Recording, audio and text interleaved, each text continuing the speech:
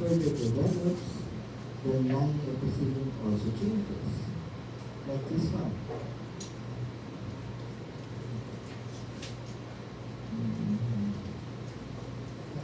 This one.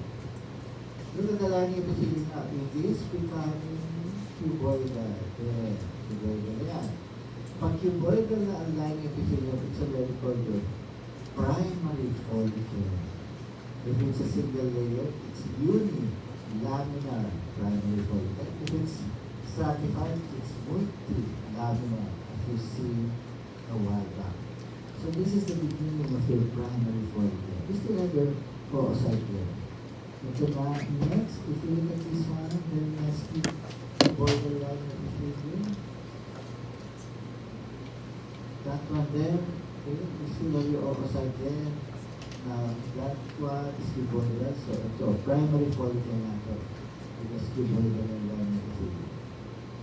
Now, as this further develops, it becomes multilaminar. Medyo nahirap na lang ang multilaminar. Ito, another view of your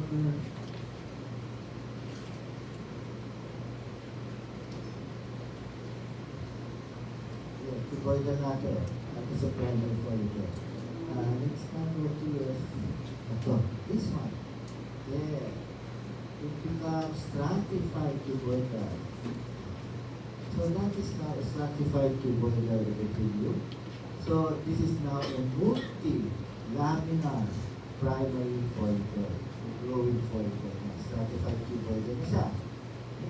And then you have this big structure, which is your zona pellucidum, and then your oocyte pa rin. These are your oocyte. Now, as it grows, that follicular cells, the cuboidal cells, will now have spaces. Ito, maganda ito. Multilaminar. Ito. Not multilaminar. This is a good multilaminar type of cuboidal cell. As this grows, may spaces na siya. Like that one. Ayan, may space na siya, di ba? May kaka-space na yan. And that now, if you look at the screen, that's your antral follicles. Antral follicle na yan. Basta may mga spaces na siya in between. Maliliit na spaces.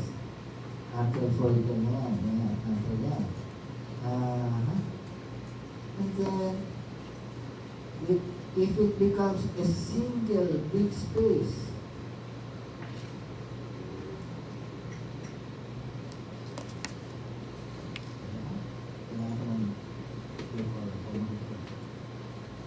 if it becomes a single space like this one is still antral. Antral pa to. This one. Why? May malaki space siya, but you still have small spaces there. Yan. May mga spaces pa dyan. So, antral follicle pa rin yan. Ha? And finally, before the female ovulates, magiging ganyan na siya. Yan. Kita mo. Yeah, isang space na lang siya. And then you have this growing follicle na. Ito, this is your mature Graafian follicle. And then, that mature Graafian follicle will have parts. Okay? There. Different stages. Primordial, primary, antral, and mature Graafian follicle. And then, we have here your primordial follicle, triple squamous, then primary follicle, simple cuboidal to squamous cuboidal, that is primary laminar, the zona pellucida. Look at the screen, and that is your primary multilaminar. This is your antral follicle. If you see, there are still spaces in between, and this is now the mature Graafian follicle. Now, the mature Graafian follicle will have this part. What is being pointed now at the monitor is your cumulus oophorus. That is the cumulus oophorus. Then, that oocyte will be surrounded by your follicular cells, this one, and that is now called the corona radiata. Corona radiata. So this is still your oocyte there, surrounded by the zona pellucidum and corona radiata. and it sits on top of your follicular cells called your tuberous ovules. That's the point. Then, that cells that will be surrounding that area here is called your membrana granulosa. This one. This is now your membrana granulosa or your granulosal cells. Guys.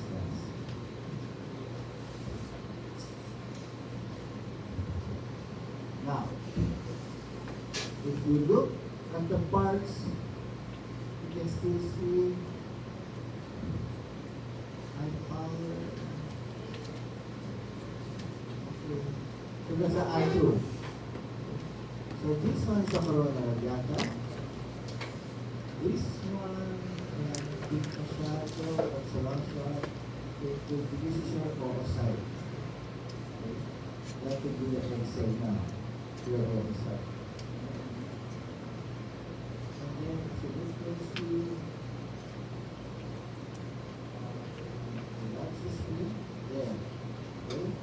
Tuberous ovules, follicular cells, then you have your corona radiata, and then you have your zona pellucida. So this is the oocyte. The zona pellucida is lateral, but it closes your oocyte, and then depending on that, that is the tuberous ovules, and this is the corona radiata. So you know the parts.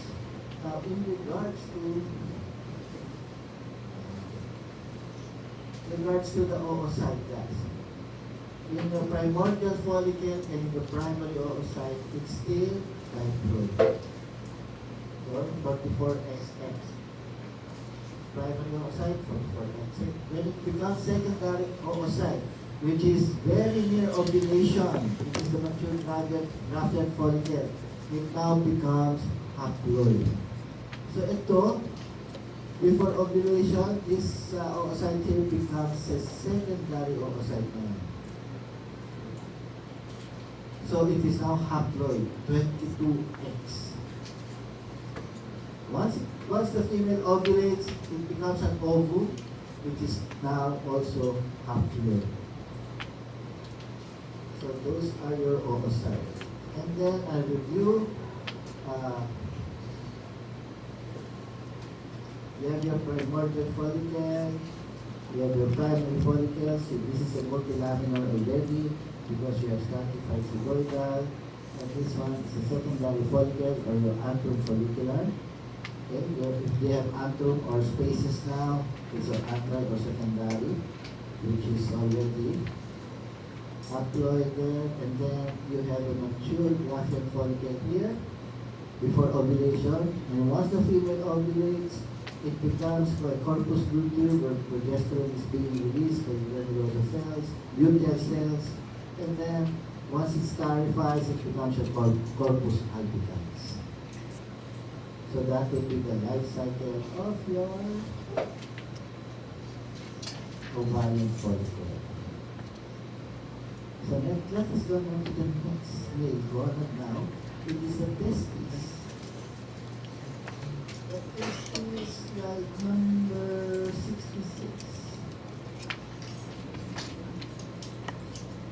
So what is in the testes? These several structures here that has a lumen. And those are called your seminiferous tubules. Seminiferous tubules. So once a seminiferous tubule, another seminiferous tubule, another seminiferous, so you have multiple seminiferous tubules in the testes. Why? Because the testes is a cytogenic gland. It produces cells. And not only that, it is also producing, it's an endocrine function, it produces a hormone called testosterone, which is secreted by the cells in between the seminiferous tubules like this one. These are the interstitial cells of Levy. Cells outside the seminiferous tubules are those with testosterone secreting cells, which are interstitial cells of Levy. So we're going to look at testes. Low power view of your seminiferous tubule. And this is a schematic of what the cells are in your semi-infrastructures. Okay. We have this spermatogenesis cells. So let us go to what's the okay, so this is low power objective.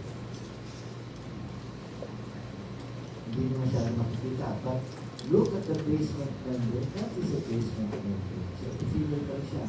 And these cells indicate ito mga cells na ito. These are your interstitial cells of baby. Ito.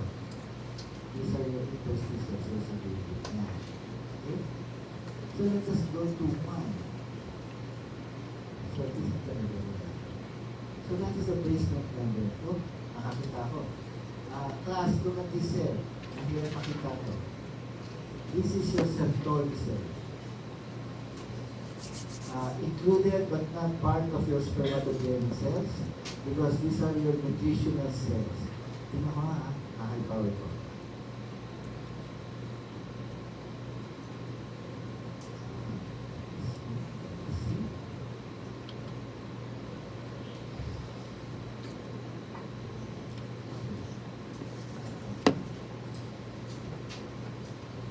That one will be your Sertoli cells. It is connected to the basement membrane up to the lumen of your seminiferous tubule. And look at the cells. It is triangular in shape, the cell. Okay?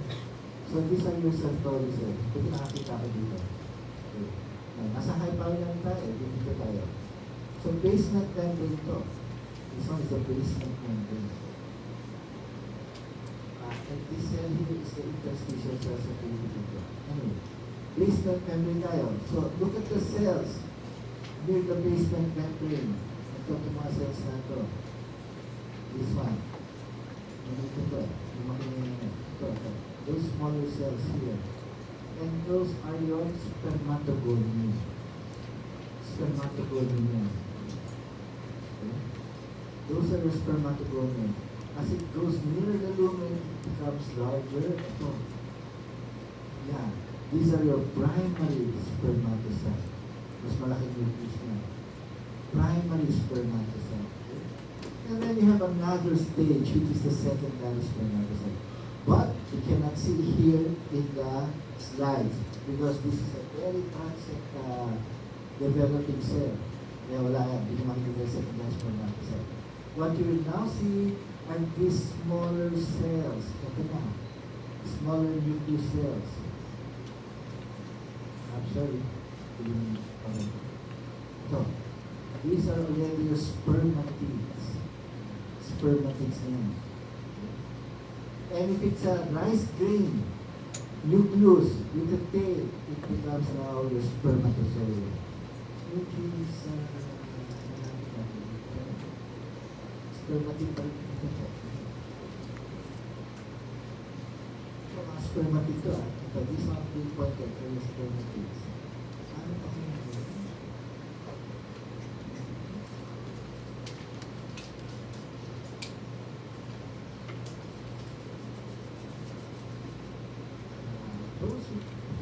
this is not beneath the spermatozoa. Pero wala siyang tail. So very difficult. Pag pinaturo sa inyo ito, it's still your spermatid na. Spermatid pa rin. Because if you look at the schematic here, I'm sorry.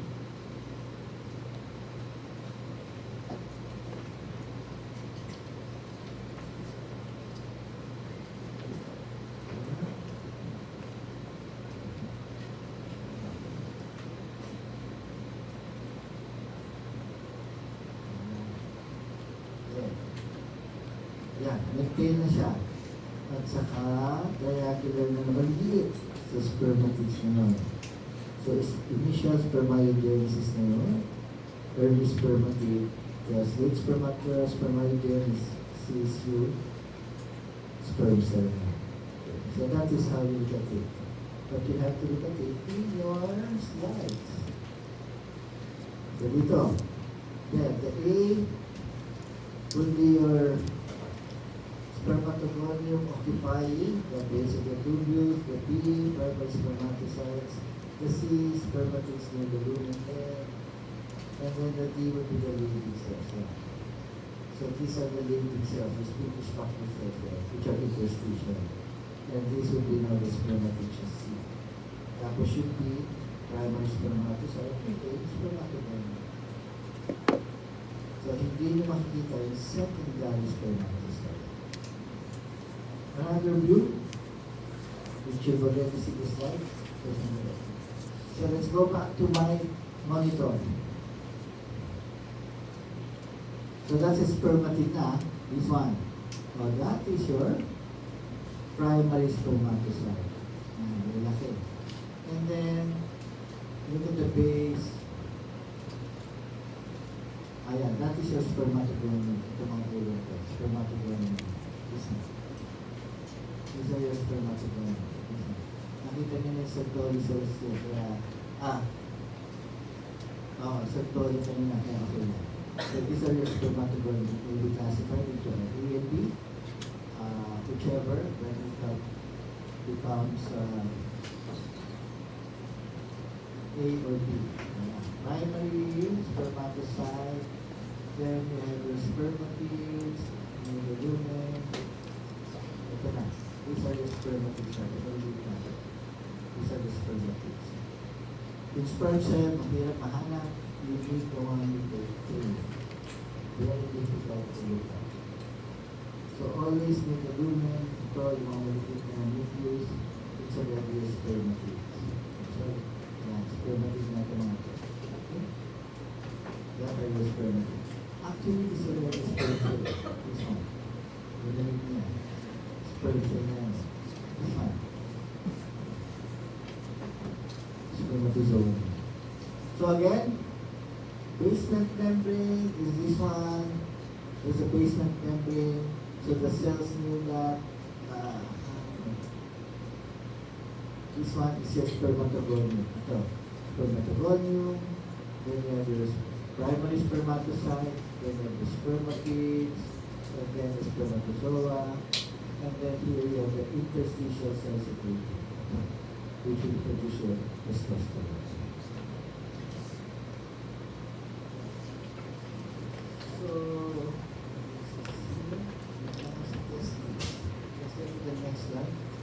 review your spermatogenic cells, which I already showed you. And then look at the chromosome number. Spermatogonia, diploid, primary spermatocyte, diploid, secondary spermatocyte, haploid, 22X and 22Y. Spermatid, haploid, X or Y, 22X or 22Y, and sperm cell haploid. So from the primary spermatocyte, diploid to become a haploid, it has to become your secondary spermatocyte. So that's the last slide in regards to your gonatogenesis. And the next slide will be germ layer. Last one. So germ layer, primary germ layer. So you have three, di ba? Tama ba ako, tatlo? So let's go to your blastula, slide number 2. Blastula. So development panyata ito. So we go to the blastula. Or the blastocyst. Tayo.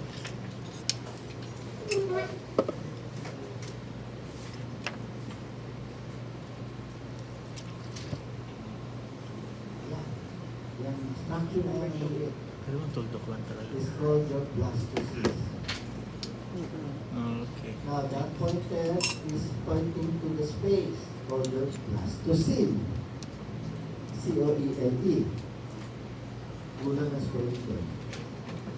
And then, surrounding that blastocyst is your zona pellucida. Ito, zona pellucida po ito. And then, you have an outer cell mass, which is this one, which will consist of your trophoblast. Then an inner cell mass, which is that one, which will become an embryoblast. So the inner cell mass, which is being pointed, will become the embryo, embryoblast. The outer cell mass here will become your trophoblast. And the blastocyst will be the fluid-filled cavity. So the fate of your blastocyst will be the embryo, Okay? The fate of your trophoblast will be your placenta.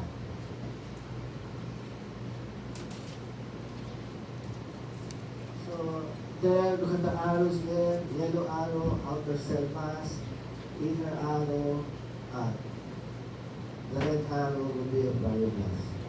So the yellow arrow will give rise to the placenta. The red arrow will give rise to your embryo. So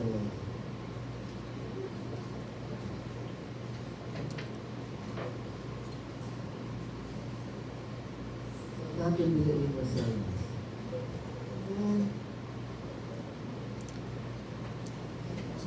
And then the next slide, siyempre trophoblast. Ano naman yung next trophoblast? Placenta. So in regards to the placenta, which is slide number 84.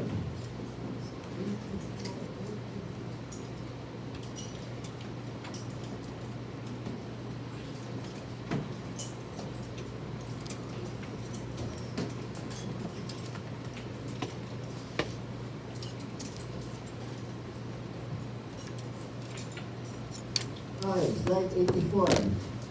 So you will see the structure here.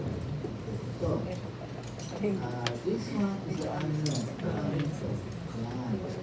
That is the amnion. Ano pa? And from that amnion, it becomes your chorion. So, tapos ito makikita niya, these are your villi. Tawag namin, chorionic villi. So, amnion, ano sa'yo? Then the chorion, and then finally, the chorionic villi. Marami pala feeling natin ng so, look at the chorionic at the amnion here. So, chorionic mesoderm. Yan, chorionic mesoderm. And then, chorionic trophoblast. Chorionic trophoblast. So, those are the two main components of the chorion. Chorionic trophoblast and chorionic mesoderm. The amnion, kasama sa chorionic mesoderm.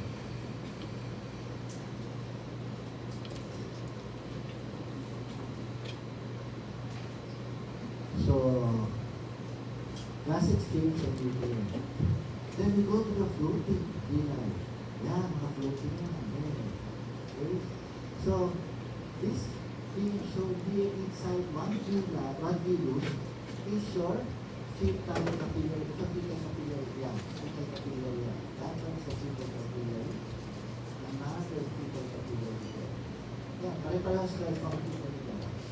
Baliktad lang ito slide ko sa sa screen. Yeah, so that's a fetal capillary. And then, between the villi, you have your intervene space where you have the maternal blood. Maternal blood na ganyan. Between the villi. And then you have the floating. Yung mga floating villi, attached villi. Now, what is there to see in your villi? Sa villus mo. Oh, you have two cells there. So this is your power. That is your fetal capillary there. Yeah. Okay. Ano makikita niyo dyan? So look at the cells surrounding that villi. Okay. That bigger nucleated cell then is called your syncytial trophoblast. Syncytial trophoblast. Yung malalaking nucleated cells yan. Okay. And underneath you have a smaller cell there that is now called your cytotrophoblast. Cytotrophoblast. And the syncytial trophoblast is functional. Ano functional syncytial trophoblast? What does it produce? What hormone?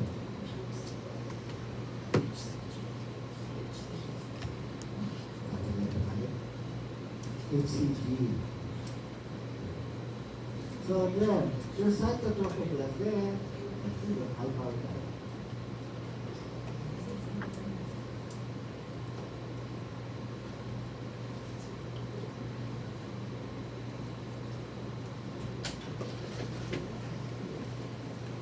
These are your cytotrophoblasts. Last one. Okay, polygonal in shape. Ito. Ito. Polygonal ah. These are the nucleus. Ito. Polygonal in shape. Then, clear cytoplasm. That's a nucleus kasi. And containing single nucleus part of the maternal trophoblast. And then look at the structure. Nasa kanina. Ano yung kasi? Which are your syncytial trophoblast. Yeah, that is a syncytial trophoblast. Big pointed. Big wire monitor. Syncytial trophoblast yan. Okay? And it's a single layer. Squamous cells yan. Wala na kaya nucleus. But this is the one that is secreted to our HCP. Human colonial reproduction. Yeah, necessity. Yeah, this one is a very necessity trophoblast. Yeah. Oops, sorry.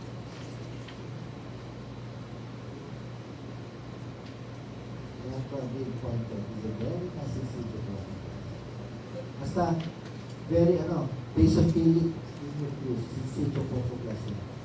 And what you see there, the capillaries are your fetal capillaries. The schematic, then look at that.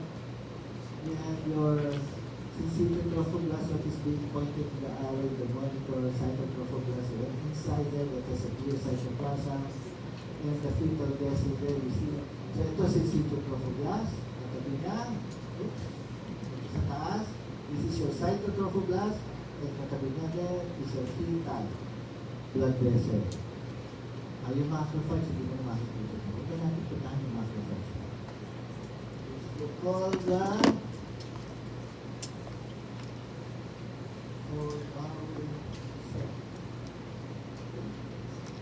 then maternal blood cells are outside of the villi. Outside the villi. And then, so your ectoderm, and mesoderm. Ito yung dry cells na. Ito natin yung dry cells. Wala kayo. We have a different slide path for it. Ito ko sa inyo.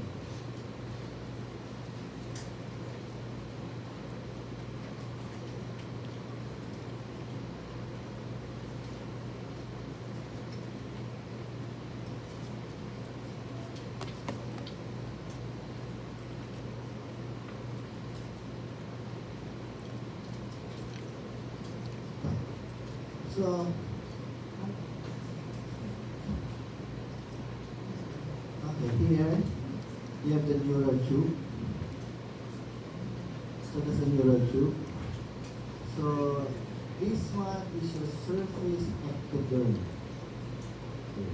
So differentiation of ectoderm, nakita niyo yan? Surface ectoderm, itong pinapakita ko sa inyo, and the neural tube here. So that's the neural tube, that's the surface ectoderm. And immediately below the surface ectoderm, which is this one, okay, is your endoderm. Okay. The GI tract, ito. Ika natin yan. Mesoderm, kasi may scleroderm dito eh. So let's go here.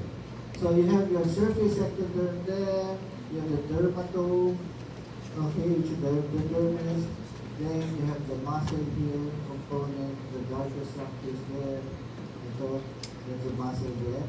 And then surrounding the muscle will be the skeleton, which will become the picture skeleton. Yan. Here, surface ectoderm, skin, dermatome, dermis, myotome, muscle, skeleton, then will be the bones. Eggshell skeleton. So there's the surface ectoderm, dermatome, myotome, darker. Actually, they get the skeleton darker.